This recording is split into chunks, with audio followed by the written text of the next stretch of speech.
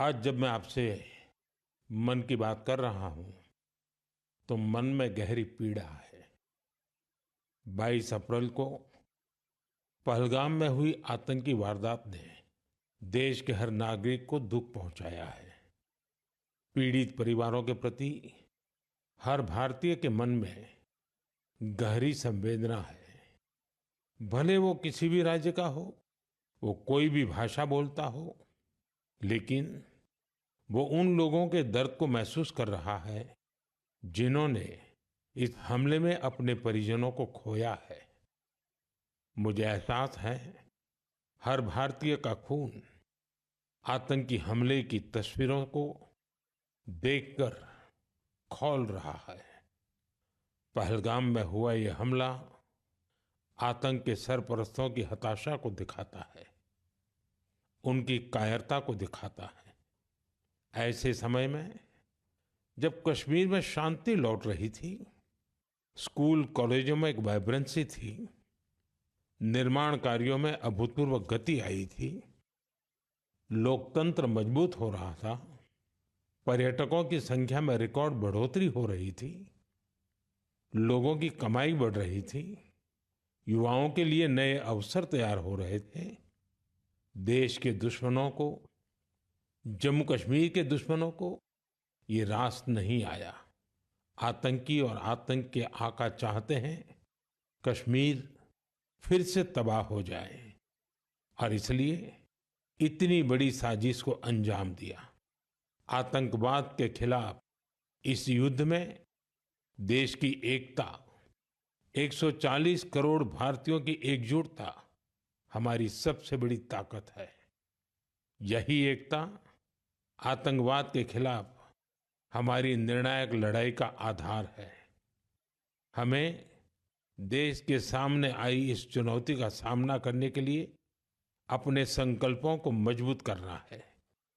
हमें एक राष्ट्र के रूप में दृढ़ इच्छा शक्ति का प्रदर्शन करना है। आज दुनिया देख रही है, इस आतंकी हमले के बाद पूरा देश एक स्वर में बोल रहा है। साथियों, भारत के हम लोगों में जो आक्रोश है, वो आक्रोश पूरी दुनिया में है। इस आतंकी हमले के बाद लगातार दुनिया भर से संवेदनाएं आ रही हैं। मुझे भी ग्लोबल लीडर्स ने फोन किए हैं, पत्र लिखे हैं, संदेश भेजे हैं। इस जघन्य तरीके से किए गए आतंकी हमले की सबने कठोर निंदा की है। उन्होंने मृतकों के परिवारजनों के प्रति संवेदनाएं प्रकट की है। पूरा विश्व आतंकवाद के खिलाफ हमारी लड़ाई में 140 करोड़ भारतीयों के साथ खड़ा है। मैं पीड़ित परिवारों को फिर भरोसा देता हूं, उन्हें न्याय मिलेगा, न्याय मिलकर रहेगा। इस हमले के दोषियों और साजिश रचने वालों को कठोरतम जवाब दिया जाएगा। साथियों, 2 दिन पहले हमने देश के महान वैज्ञानिक डॉक्टर के कस्तूरीरंगन जी को खो दिया है। जब भी कस्तूरीरंगन जी से मुलाकात हुई, हम भारत के युवाओं के टैलेंट, आधुनिक शिक्षा, स्पेस साइंस, ऐसे विषयों पर काफी चर्चा करते थे। विज्ञान, शिक्षा और भारत के अंतरिक्ष कार्यक्रम को नई ऊंचाई देने में उनके योगदान को हमेशा याद किया जाएगा। उनके नेतृत्व में इसरो को एक नई पहचान मिली। उनके मार्गदर्शन में जो स्पेस प्रोग्राम आगे बढ़े, उससे भारत के प्रयासों को ग्लोबल मान्यता मिली। आज भारत जिन सैटेलाइट्स का उपयोग करता है, उनमें से कई डॉक्टर कस्तूरीरंगन की देखरेख में ही लॉन्च की गई थी। उनके व्यक्तित्व की एक और बात बहुत खास थी, जिससे युवा पीढ़ी उनसे सीख सकती है। उन्होंने हमेशा इनोवेशन को महत्व दिया। कुछ नया सीखने, जानने और नया करने का विजन बहुत प्रेरित करने वाला है। डॉक्टर के कस्तूरीरंगन जी ने देश की नई राष्ट्रीय शिक्षा नीति तैयार करने में भी बहुत बड़ी भूमिका निभाई थी। डॉक्टर कस्तूरीरंगन 21वीं सदी की आधुनिक जरूरतों के मुताबिक फॉरवर्ड लुकिंग एजुकेशन का विचार लेकर आए थे। देश की निस्वार्थ सेवा और राष्ट्र निर्माण में उनके योगदान को हमेशा याद किया जाएगा। मैं डॉक्टर के कस्तूरीरंगन जी को विनम्र भाव से श्रद्धांजलि अर्पित करता हूं। मेरे प्यारे देशवासियों, इसी महीने अप्रैल में आर्यभट्ट सैटेलाइट की लॉन्चिंग के 50 वर्ष पूरे हुए हैं। आज जब हम पीछे मुड़कर देखते हैं, 50 वर्षों की इस यात्रा को याद करते हैं, तो लगता है हमने कितनी लंबी दूरी तय की है। अंतरिक्ष में भारत के सपनों की ये उड़ान एक समय केवल हौसलों से शुरू हुई थी। राष्ट्र के लिए कुछ कर गुजरने का जज्बा पाले कुछ युवा वैज्ञानिक, उनके पास न तो आज जैसे आधुनिक संसाधन थे, न ही दुनिया की टेक्नोलॉजी तक वैसी पहुंच थी। अगर कुछ था तो वो था प्रतिभा, लगन, मेहनत और देश के लिए कुछ करने का जज्बा। बैलगाड़ियों और साइकिलों पर क्रिटिकल इक्विपमेंट को खुद लेकर जाते हमारे वैज्ञानिकों की तस्वीरों को आपने भी देखा होगा। उसी लगन और राष्ट्र सेवा की भावना का नतीजा है कि आज इतना कुछ बदल गया है। आज भारत एक ग्लोबल स्पेस पावर बन चुका है। हमने एक साथ 104 सैटेलाइट का लॉन्च करके रिकॉर्ड बनाया है। हम चंद्रमा के साउथ पोल पर पहुंचने वाले पहले देश बने हैं। भारत ने मार्स ऑर्बिटर मिशन लॉन्च किया है और हम आदित्य L1 मिशन के जरिए सूरज के काफी करीब तक पहुंचे हैं। आज भारत पूरी दुनिया में सबसे ज्यादा कॉस्ट इफेक्टिव लेकिन सक्सेसफुल स्पेस प्रोग्राम का नेतृत्व कर रहा है। दुनिया के कई देश अपनी सैटेलाइट्स और स्पेस मिशन के लिए इसरो की मदद लेते हैं। साथियों, हम जब इसरो द्वारा किसी सैटेलाइट का लॉन्च देखते हैं तो हम गर्व से भर जाते हैं।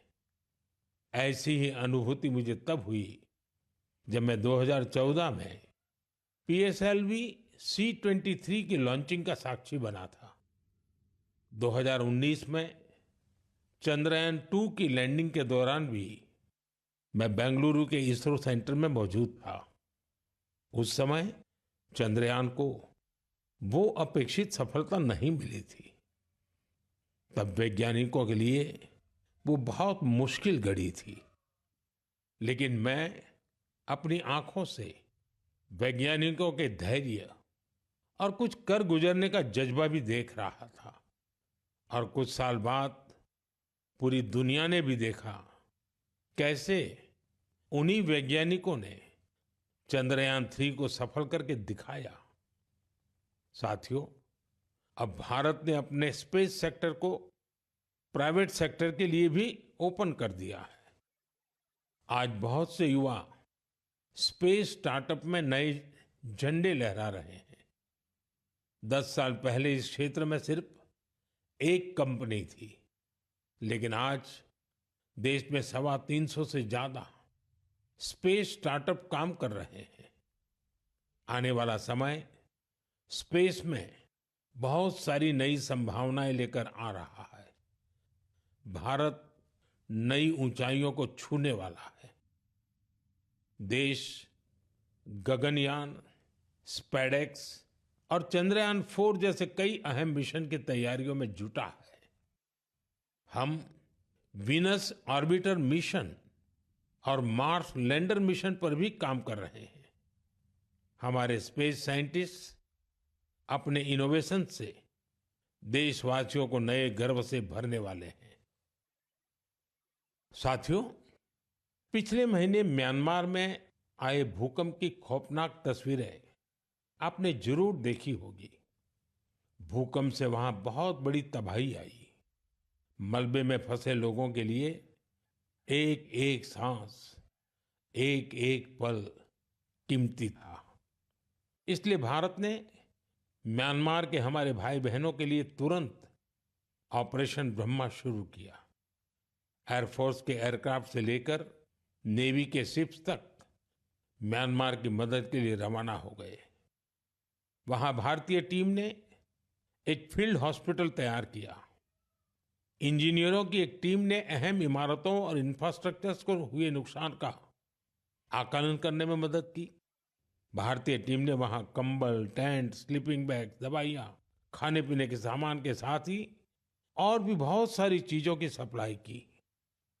इस दौरान भारतीय टीम को वहां के लोगों से बहुत सारी तारीफ भी मिली।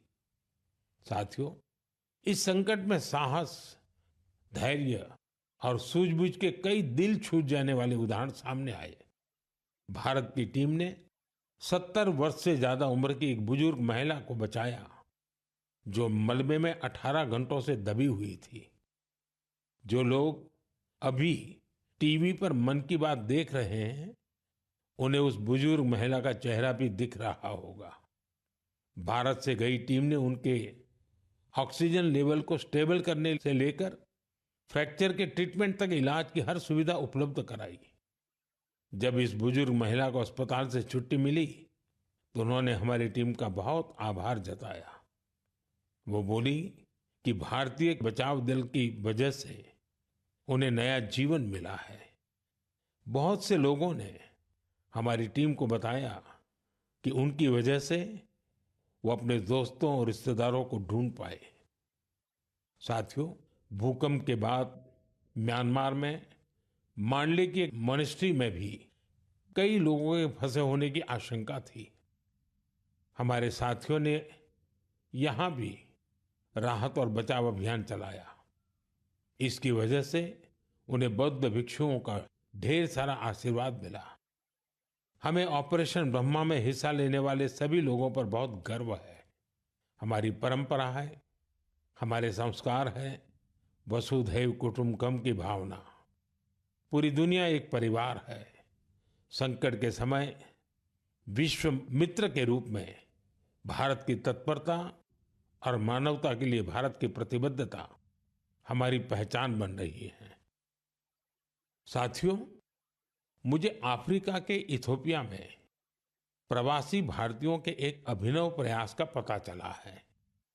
इथियोपिया में रहने वाले भारतीयों ने ऐसे बच्चों को इलाज के लिए भारत भेजने की पहल की है, जो जन्म से ही हृदय की बीमारी से पीड़ित हैं।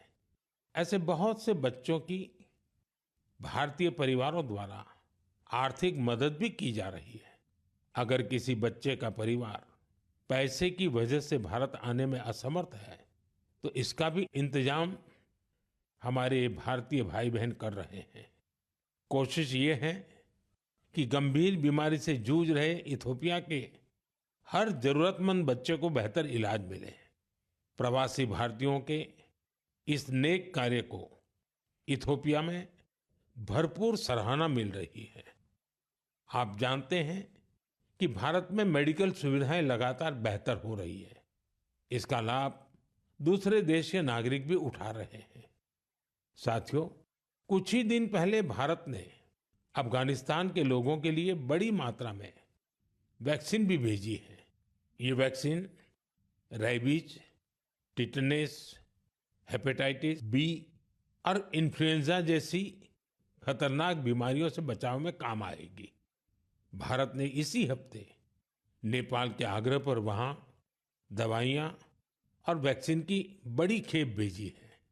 इनसे थैलेसीमिया और सिकल सेल डिसीज के मरीजों को बेहतर इलाज सुनिश्चित होगा। जब भी मानवता की सेवा की बात आती है, तो भारत हमेशा इसमें आगे रहता है और भविष्य में भी ऐसी हर जरूरत में हमेशा आगे रहेगा। साथियों, अभी हम डिजास्टर मैनेजमेंट की बात कर रहे थे और किसी भी प्राकृतिक आपदा से निपटने में बहुत अहम होती है आपकी अलर्टनेस, आपका सचेत रहना। इस अलर्टनेस में अब आपको अपने मोबाइल के एक स्पेशल ऐप से मदद मिल सकती है। ये ऐप आपको किसी प्राकृतिक आपदा में फंसने से बचा सकते हैं और इसका नाम भी है सचेत सचेत ऐप भारत की नेशनल डिजास्टर मैनेजमेंट अथॉरिटी ने तैयार किया है। बाढ़, साइक्लोन, लैंडस्लाइड, सुनामी, जंगलों की आग, हिमस्खलन, आंधी, तूफान या फिर बिजली गिरने जैसी आपदाएं हो, सचेत ऐप आपको हर प्रकार से इन्फॉर्म और प्रोटेक्टेड रखने का प्रयास करता है। इस ऐप के माध्यम से आप मौसम विभाग से जुड़े अपडेट्स प्राप्त कर सकते हैं। खास बात यह है कि सचेत ऐप क्षेत्रीय भाषाओं में भी कई सारी जानकारियां उपलब्ध कराता है। इस ऐप का आप भी फायदा उठाएं और अपने अनुभव हमसे जरूर साझा करें। मेरे प्यारे देशवासियों, आज हम पूरी दुनिया में भारत के टैलेंट की तारीफ होते देखते हैं। भारत के युवाओं ने भारत के प्रति दुनिया का नजरिया बदल दिया है और किसी भी देश के युवा की रुचि किस तरफ है, किधर है, उससे पता चलता है कि देश का भविष्य कैसा होगा। आज भारत का युवा साइंस, टेक्नोलॉजी और इनोवेशन की ओर बढ़ रहा है। ऐसे इलाके जिनकी पहचान पहले पिछड़ेपन और दूसरे कारणों से होती थी, वहां भी युवाओं ने ऐसे उदाहरण प्रस्तुत किए हैं जो हमें नया विश्वास देते हैं। छत्तीसगढ़ के दंतेवाड़ा का विज्ञान केंद्र आजकल सबका ध्यान खींच रहा है। कुछ समय पहले तक दंतेवाड़ा का नाम केवल हिंसा और अशांति के लिए जाना जाता था,